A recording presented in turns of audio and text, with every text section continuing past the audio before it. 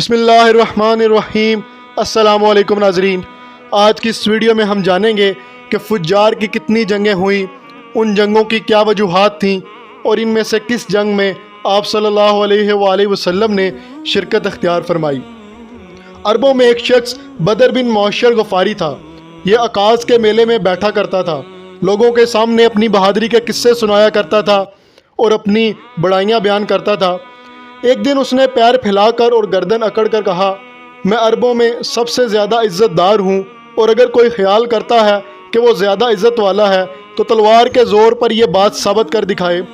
اس کے یہ بڑے بول سن کر ایک شخص کو غصہ آ گیا۔ وہ اچانک اس پر جھپٹا اور اس کے گھٹنے پر تلوار دے ماری۔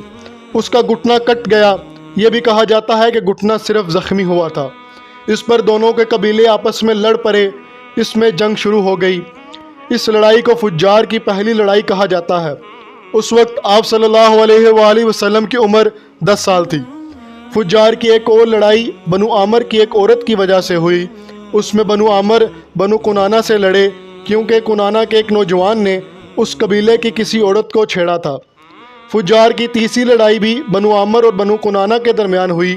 یہ لڑائی قرض کی ادائیگی کے سلسلے میں ہوئی۔ فجار کی ان تینوں لڑائیوں میں نبی اکرم صلی اللہ علیہ وآلہ وسلم نے کوئی حصہ نہیں لیا، البتہ فجار کی چوتھی لڑائی میں آپ نے شرکت فرمائی تھی۔ عربوں کے ہاں 4 مہینے ایسے تھے کہ ان میں کسی کا خون بہانا جائز نہیں تھا۔ یہ مہینے ذوالقعدہ، ذوالحج، محرم اور رجب کے تھے۔ یہ لڑائیاں چونکہ حرمت کے ان مہینوں میں ہوئیں، اس لیے ان کا نام فجار کی لڑائیاں رکھا گیا۔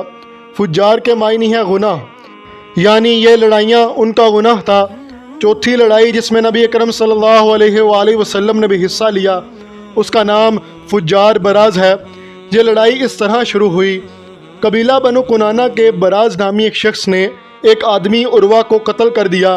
عروہ کا تعلق قبیلہ حوازن سے تھا۔ یہ واقعہ حرمت والے مہینے میں پیش آیا۔ براز اور عروہ کے خاندان یعنی بنو کنانہ اور بنو حوازن اس وقت عکاظ کے میلے میں تھے۔ وہیں کسی نے بنو کنانہ کو یہ خبر پہنچا دی کہ براز نے عروہ کو قتل کر دیا ہے۔ یہ خبر سن کر بنو کنانہ کے لوگ پریشان ہوئے کہ کہیں میلے ہی میں حوازن کے لوگ ان پر حملہ نہ کر دیں، اس طرح بات بہت بڑھ جائے گی۔ چنانچہ وہ لوگ مکہ کی طرف بھاگ نکلے۔ حوازن کو اس وقت تک خبر نہیں ہوئی تھی۔ انہیں کچھ دن یا کچھ وقت گزرنے پر خبر ہوئی۔ یہ بنو کنانہ پر چڑھ دوڑے، لیکن بنو کنانہ حرم میں پناہ لے چکے تھے۔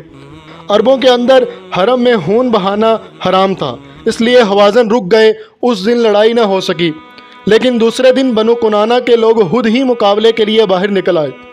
ان کی مدد کرنے کے لیے قبیلہ قریش بھی میدان میں نکل آیا۔ اس طرح فجار کی یہ جنگ شروع ہوئی۔ یہ جنگ 4 یا 6 دن تک جاری رہی۔ اب چونکہ قریش بھی اس جنگ میں شریک تھے، لہٰذا آپ صلی اللہ علیہ وآلہ وسلم کے چچا آپ کو بھی ساتھ لے گئے، مگر آپ نے جنگ کے سب دنوں میں لڑائی میں حصہ نہیں لیا۔ البتہ جس دن آپ میدان جنگ میں پہنچ جاتے تو بنو کنانہ کو فتح ہونے لگتی، اور جب آپ وہاں نہ پہنچتے تو انہیں شکست ہونے لگتی۔ آپ نے اس جنگ میں صرف اتنا حصہ لیا کہ اپنے چچاؤں کو تیر پکڑاتے رہے، اور بس۔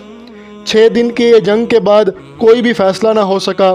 آخر دونوں گروہوں میں صلح ہو گئی، لیکن یہ کافی خون خرابے کے بعد ہوئی تھی۔